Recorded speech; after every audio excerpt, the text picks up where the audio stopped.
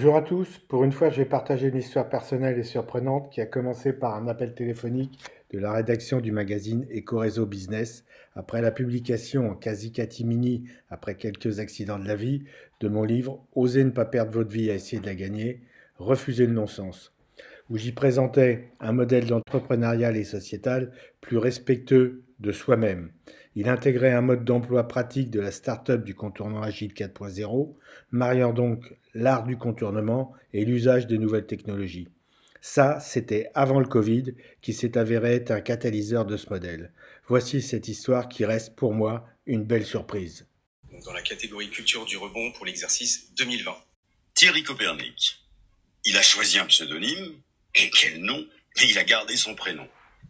Cet ancien électronicien de bord dans l'aéronautique navale va créer 9 TPE dans les énergies renouvelables, le conseil en stratégie, l'électronique de défense. Il va présider la technopole de Lorient et il subit un AVC. Suivi de 4 opérations cardiovasculaires, le tout à 60 ans. Alors, Thierry Copernic incrimine ce système trop stressant. Il commence la rédaction de son livre sur son lit d'hôpital. Un livre qui interpelle les cadres et les jeunes créateurs de start-up qui ont la tête dans le guidon. Son titre, Osez ne pas perdre votre vie à essayer de la gagner. C'est clair. Mais de cette leçon, il tire un modèle de start-up beaucoup moins stressant et comme on ne l'imagine pas. Là, si Franck voulait dire un petit mot. Oui, oui, mais juste comme ça, j'en ai pour 20 minutes.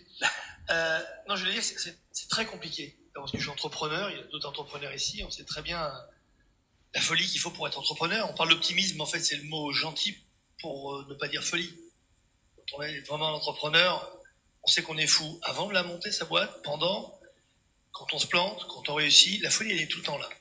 Que d'optimisme, parce que c'est vrai que si on n'est pas optimiste, on peut pas se planter, rebondir, recommencer, se planter, rebondir, puis pas se planter, mais se dire, oh, même si ça arrive un jour, de toute façon, j'ai 2-3 autres projets en stock. Et cet optimisme, il est, je dirais, à la fois culturel, il vient de l'éducation que vous avez reçue, et il se transmet aussi. On parlait d'émotion tout à l'heure, j'entendais, parce que c'est un sujet qui me touche vraiment, et c'est vrai qu'il y a énormément de gens qui aujourd'hui sont plus dans l'autocensure que dans la censure. La plupart des gens que je rencontre, qui ont des idées extraordinaires, pensent d'abord qu'ils n'y arriveront pas. Et donc, en fait, le cerveau est fait comme ça. On est dans l'autocensure permanente. Il faut juste aider les gens à s'autoriser de tenter, de risquer, d'oser. Et c'est ça l'optimisme, en fait.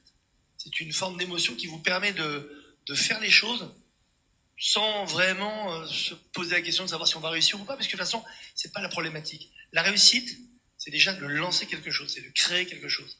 Après, c'est plus compliqué, parce qu'il faut manager. Et c'est pas le même boulot.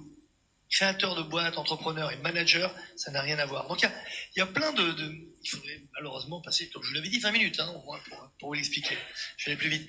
Donc là, quand vous voyez le CV de ces formidables nominés, c'est un peu l'école des fans de Jacques Martin, sincèrement, ils le méritent tous, le prix. Après, il faut en choisir un ou une. Et bon, on s'est réunis et on a choisi. Et vous l'avez choisi. Et on peut lancer le compte à rebours. Le fameux compte à rebours. Vous allez remettre le premier trophée culture du rebond. Donc le lauréat 2020 est Francis Lelon, créateur de Sarenza et CEO d'Electroprotec aujourd'hui. Un score paraît-il serré, moi qui ai écrit et publié ce livre sans éditeur, uniquement pour assembler les leçons que la vie m'a offertes en 30 ans et 30 ans de réflexion, cela n'a rien de comparable avec le parcours de Francis Lelon et la réussite de Sarenza. Je suis encore surpris et un peu fier de m'être trouvé là par hasard. Cela va m'encourager à continuer de transmettre aux plus jeunes, du moins tant que mes réponses seront pertinentes. Merci à Ecoreso Business et à tous mes lecteurs.